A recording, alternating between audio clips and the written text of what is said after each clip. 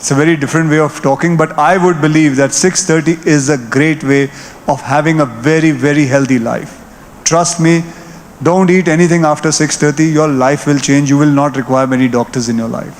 S, Akshay Kumar சொல்கிறது 100% உண்மை தான். இதை தான் இன்டர்மீடியன்ட் ஃபாஸ்டிங்னு சொல்லுவாங்க. இப்போ உங்களுக்கும் அதே ஹெல்த் பெனிஃபிட்ஸ் வேணும், ஆனால் 6 மணிக்கு மேலே சாப்பிடாமலாம் இருக்க முடியாது அப்படின்னா நான் சொல்கிற இந்த சின்ன ஹேக்கை ஃபாலோ பண்ணி பாருங்கள். இப்போ இன்டர்மீடியன்ட் ஃபாஸ்டிங்னா என்னென்னா, சாப்பிட்ற டைமை கம்மி பண்ணுறது. இதனால் தெரிஞ்சோ தெரியாமலேயோ அவங்க ஒரு கேலரி டெஃபிசிட் டயட்குள்ளே போயிடுவாங்க.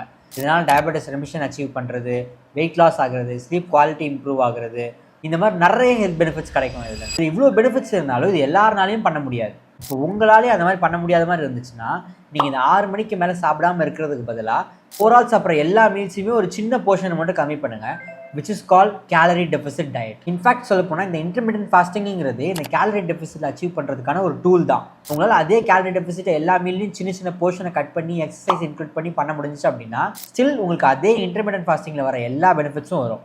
அண்ட் நான் அதை சும்மா சொல்லலை, ஒரு ரேண்டமைஸ் கண்ட்ரோல் ட்ரையலோட மெட்டா அனாலிசிஸ்லேயே இதை தான் கன்க்ளூட் பண்ணியிருக்காங்க. ஸோ தென் நான் என்ன சொல்ல வரேன் அப்படின்னா, நீங்கள் எத்தனை மணிக்கு சாப்பிட்றீங்க, எப்படி சாப்பிட்றீங்கிறது முக்கியமே இல்லை, எவ்வளோ சாப்பிட்றீங்கிறது தான் முக்கியமே. அண்ட் இந்த மாதிரி சிம்பிள் அண்ட் யூஸ்ஃபுல் இன்ஃபர்மேஷன் பார்க்கணும்னு நினச்சிங்கன்னா மறக்காமல் ஃபாலோ பண்ணிக்கோங்க.